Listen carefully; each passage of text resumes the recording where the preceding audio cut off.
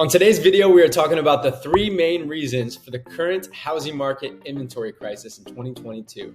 Welcome back to the channel. My name is Jordan Pyle. I've been selling real estate in the beautiful city of Chicago for the last 9 years. And my goal with this channel and with this video is to just educate you so you can make the best and most educated buying and selling decisions possible. We all have seen the headlines out there. There's a lot of hearsay. There's a lot of noise about what's going on in the economy and what's going on and what's going to happen in the real estate market. So my goal here today is to address one of the hot topics, which is why we are seeing such a lack of inventory and a few of the reasons why that might be the case. So if this video is helpful, please do me a favor before you go, like, comment, and subscribe, and let's get on into today's video.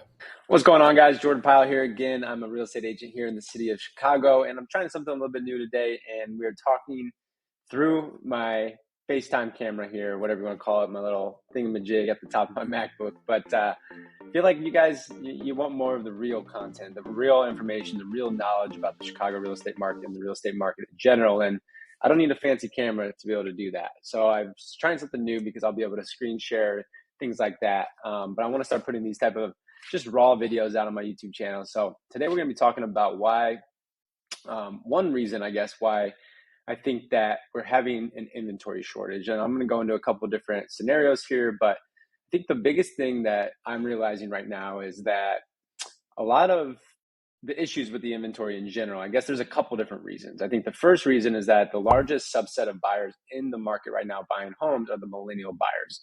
Millennials, range from, let's just say 25 to 35 on average, maybe 25 to 40, whatever the number is. That is the largest subset of the market that are buying homes right now. And in the years leading up to the pandemic, most of these buyers were not yet in a position to be able to buy homes. You started seeing them enter the market. However, now post-pandemic or through the pandemic, whatever you want to call it, these same millennials have now made really good money. They have a lot of savings. They've paid down some of their student loan debt, and they're now in this major family formation stage of their life. So now they're wanting to enter the market and have homeownership and buy homes.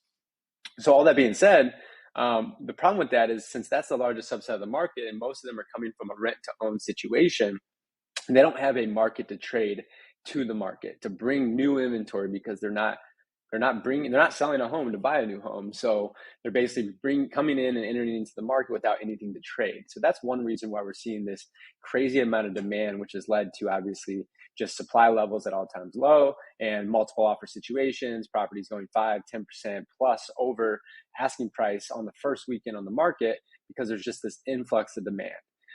So that's one reason. I think another reason that we are not seeing the inventory levels that we want to see, and it may start changing as interest rates continue to rise. I think now we're hovering around 5%, and undoubtedly that's going to make purchasing power and affordability kind of a harder situation for a lot of buyers that maybe were right on the fence about buying a home.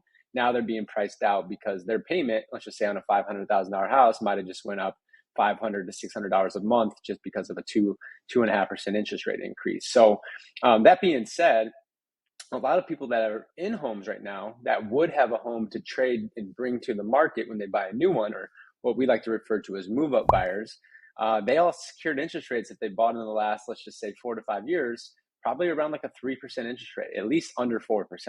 And most people that were at a higher interest rate in the last year and a half, they actually refinanced. So a lot of these home buyers, my parents, for example, just bought last year and they're at a 2.75% interest rate. So there's kind of a double-edged sword here because anybody that's in a home right now, unless they need to sell, not just because they want to sell, but just because they need to, or if they need to sell, they're doing so. But I mean, put yourself into these homeowners' shoes, right? So if you had a 2.75% interest rate and your house was good enough, maybe it's not the forever home, but it might be a home that you can live in for another 3, 5, 7 years. You're not going to want to trade up and buy now. You're going to sell at an all-time high, but you're also going to be buying at an all-time high. And you're also going to be buying at an interest rate that's about 2.5% higher than the one you currently have today. So obviously this is just talking about finance situations, but I think that's a huge reason why we're not seeing a good amount of inventory hitting the market because these move-up buyers, unless they have to move because of family formation, increase in the household size, job transfers, whatever the situation might be, a lot of them I think are deciding to stay put just because there's a lot of speculation about what's going on in the economy right now. And so they're like, hey, let's just hold on a couple more years. Let's feel out the situation. We have a great rate. Our payment's affordable. So let's just stay put. So I think that's another huge issue on why we're not seeing enough inventory in the market, which has led to this crazy boom in housing prices, double-digit year-over-year appreciation over the last couple of years. And I think the third and final factor here is that new home starts are actually, I think last year alone, we were about 1 million new home starts. And let's just kind of compare that to the amount of home starts pre-pandemic. We were seeing on average about 1.5 million. And I'll check my facts here, but I think about 1.5 million new home starts every year pre-pandemic. And with population growth getting out of control, the population is growing, nationally at a level that's far outpacing the number of new home starts. So as the population continues to increase, that margin or that gap between new home starts and the amount of people that are actually living here in the United States is widening, right? So those three issues, I think the fact that the largest subset of the market are millennials, they don't have a home to trade to the market, to bring to the market when they purchase. And then secondly, the fact that a lot of people that own homes, they've secured super low interest rates. That's another reason why people are deciding to stay put and not bringing their home to the market. And the third reason is just new home starts, largely due to the fact that we've had supply chain issues, shortage of labor, things like that. It hasn't been affordable for developers to be able to build and to be able to build in a way that's profitable and sustainable. So that's why we haven't seen as many new home starts over the last couple of years. So those three things are the reason I think we're not seeing a ton of demand in today's current marketplace. And why enough supply in today's marketplace. And I think this is why we're starting to see, or we have been seeing, just crazy outpacing of demand versus the number of supply or current inventory on the market. So I hope this has been helpful. I'm going to start doing more videos like this. If you like this style, just kind of more raw, just me sitting in my condo here in Chicago, downtown in the River North neighborhood.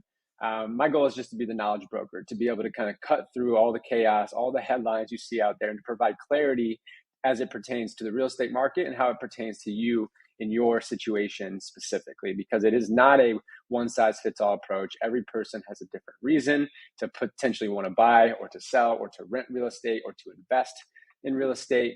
So I want to make sure that we're covering all bases here. And if you have further questions about your situation specifically, feel free to reach out, DM me. You can check out my Instagram page. I'm pretty active over there with short form videos every single day as well. And I'm also putting those videos up here on my YouTube channel.